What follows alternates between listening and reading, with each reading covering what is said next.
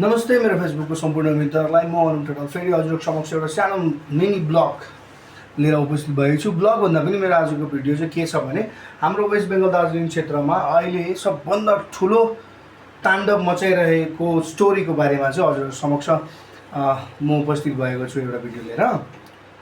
Main कुरा चाहिँ के भने अहिले एसआइआरलाई लिएर धेरै ताण्डव मचिरहेको छ हाम्रो वेस्ट बेङ्गल दार्जिलिङ एरियामा। किनभने धेरै नेपाली हाम्रो गोर्खा जातिको दिदीबहिनी दाजुभाइ तथा मेरो साथीहरूको नाम डिलिट भएको छ र कतिजनाको त वेटिङ लिस्टमा पनि छ नाम डिलिट हुनको लागि।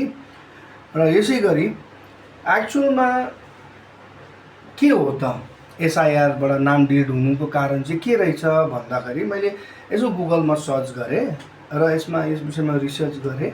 रिसर्च गर्दाखेरि चाहिँ मेन कुरा चाहिँ के रहेछ भने जुन एसआइआरबाट जसको पनि नाम डिलिट भएको छ नहुनु पर्ने थियो, यो दुःखकै गरी हो, नराम्रो कुरा हो यो हैन। यसमा मैले सपोर्ट गरेको चाहिँ हैन, हजुरहरूले फेरि मलाई यो नसोच्नुहोस् होला कि अनुजले सपोर्ट गर्दै रहेछ भनेर, त्यस्तो केही पनि हैन।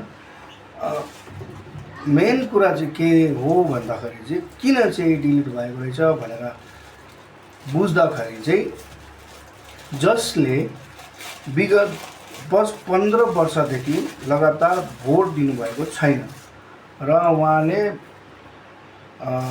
आफ्नो फ्यामिली प्रब्लमले गर्दा बाहिर नै मात्र बसिरहनु भएको थियो र इलेक्सनको समयमा गएर भोट दिनु भएन। उहाँको जुन भोटर आइडी छ उहाँ त्यो भोटर आइडी चाहिँ भोटर लिस्टबाट रेजिस्ट्रेसन भएको थिएन इलेक्सनको समयमा। पहिला तिनीहरूको चाहिँ नाम काटिएकै हो, तिनीहरूको चाहिँ नाम डिलिट भएकै हो, इलेक्सन कमिसनले डिलिट गरिदिएकै हो हैन। र जसको गल्तीले विगत धेरै वर्षदेखि कन्टिन्यू नै उहाँले दिइरहनु भएको छ, भोट दिइरहनु भएको छ, प्लस भोटरको हरेक कामहरू गरिरहनु भएको छ र उहाँको चाहिँ नाम काटिनुको कारण चाहिँ के रहेछ भने त्यो चाहिँ गल्तीले पनि भएको रहेछ। अगर एसआइआरबाट नाम काटेपछि नजुडिने भए र हजुरहरूलाई बस्नै नदिने र राख्नै नदिने खालके यस्तो खालके भएको भए इलेक्सन कमिसनले तपाईँहरूलाई पोर्टल फेरि एउटा निकालेर दिँदैन थियो। एउटा पोर्टल निकालेको छ, प्लिज तपाईँहरूले गुगलमा गएर सर्च गर्नुहोस् होला हैन। इलेक्सन कमिसन रेजिस्ट्रेसन पोर्टल भनेर तपाईँले सर्च गर्नुभयो भने आउँछ। यदि तपाईँलाई पाएन, तपाईँले गुगलमा पाउनु भएन भने तपाईँको नजिकको क्षेत्रको जुन पनि क्षेत्रको बिएलआरओ हुनुहुन्छ उहाँसँग सम्पर्क गर्नुहोस्। उहाँले तपाईँलाई एउटा फर्म दिनुहुन्छ, त्यो फर्म लगेर तपाईँले बिडिओ अफिसमा जम्मा गरिदिनुहोस्। तपाईँले फेरि तुरन्त 10 देखि 15 दिनभित्रमा लगत्तै आफ्नो नाम रेजिस्ट्रेसन भएर भोटर लिस्टमा पाउनुहुनेछ।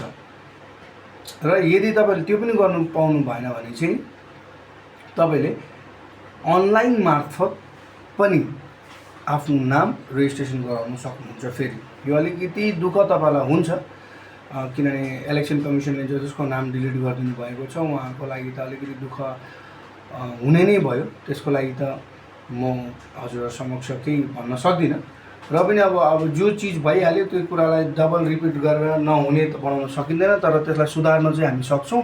त्यो सुधार्नको लागि चाहिँ हजुरहरूले बिएलआरओसँग सम्पर्क गर्नुहोस्, उहाँले फर्म दिनुहुन्छ, त्यो फर्म फेरि तपाईँहरूले भरेर रेजिस्ट्रेसन गर्न सक्नुहुन्छ। र तपाईँलाई त्यो अफलाइन गर्न अति नै गाह्रो हुन्छ भने तपाईँले अनलाइन पनि गराउन सक्नुहुन्छ। अनलाइनको लागि तपाईँले साइबर क्याफेमा गएर रेजिस्ट्रेसन गराउन सक्नुहुन्छ। अन्यथा तपाईँहरूलाई अझै गाह्रो भएर तपाईँहरूले लिङ्क पाउनु भएन, यसबारेमा केही पनि तपाईँले मेसेज पाउनु भएन भने चाहिँ हजुरले मलाई डाइरेक्ट मेसेज गर्नुहोस्। म तपाईँलाई त्यसको लिङ्क र पोर्टल बारेमा पनि तपाईँलाई म जानकारी डाइरेक्ट मेसेजद्वारा पनि दिनेछु ताकि तपाईँहरूलाई सजिलो परोस्।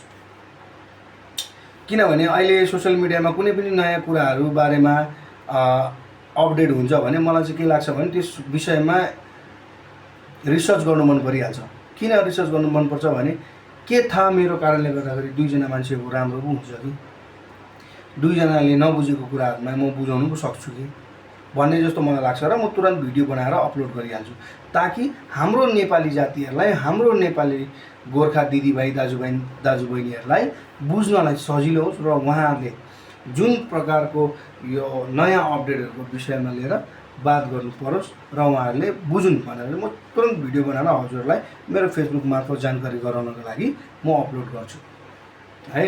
अगर यदि हजुरहरूलाई कुनै पनि समस्या पऱ्यो, बुझ्नु भएन, तपाईँले यो एसआइआरको लिङ्क कहाँबाट ल्याउने, एप कसरी ल्याउने, रेजिस्ट्रेसन कसरी गर्ने, फर्म कसरी भर्ने भनेर अगर तपाईँलाई दुईवटा छ, एउटा अफलाइन पनि छ, एउटा अनलाइन पनि छ। अफलाइन तपाईँले आफ्नो बिएलओसँग बात गरेर तपाईँले निकाल्नु सक्नुहुनेछ, उहाँसँग फर्म लिएर फर्म घरमा भरेर त्यसपछि फेरि जम्मा दिनुभयो भने 10 दिन 15 दिनभित्रमा तपाईँको नाम फेरि पहिले जुन भोटर कार्डमा रेजिस्ट्रेसन नम्बर पाउनुहुन्थ्यो तपाईँहरूले, भोटर कार्डको नम्बर, भोटर लिस्टको नम्बर, त्यही नम्बरमै नै तपाईँले आफ्नो नाम लेख्न सक्नुहुनेछ।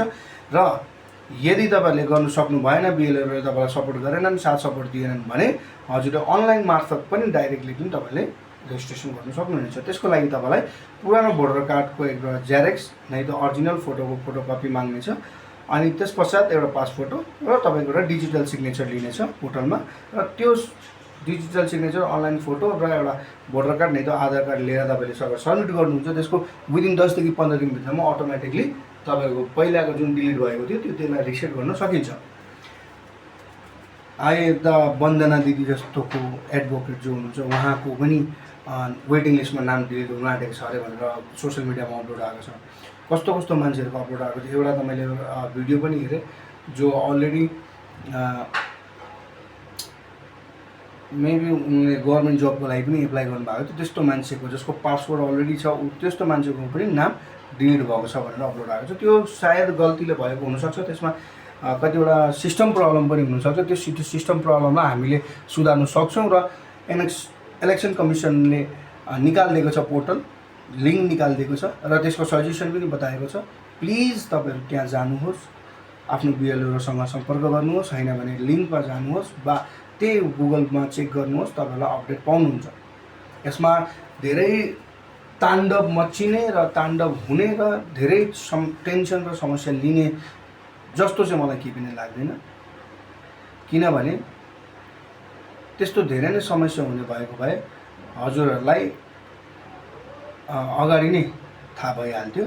र कतिजनाले त पोलिटिकल्स हाम्रो राजु विष्टजीलाई पनि नराम्रो कुराहरू भनिरहनु भएको छ, त्यसमा पनि उहाँलाई दोष लिने कुरा केही पनि छैन। कतिवटा हाम्रो पनि गल्तीहरू हुनसक्छ, कतिवटा राजनीति क्षेत्रमा पनि गल्ती हुनसक्छ र राजु विष्टले आफ्नो गोजीबाट गरेको कुरा होइन उहाँले यो काम, होइन। मैले उहाँको सपोर्टमा बोलेको चाहिँ होइन, मैले सही निर्देश चाहिँ दिनु खोजेको मात्रै हो।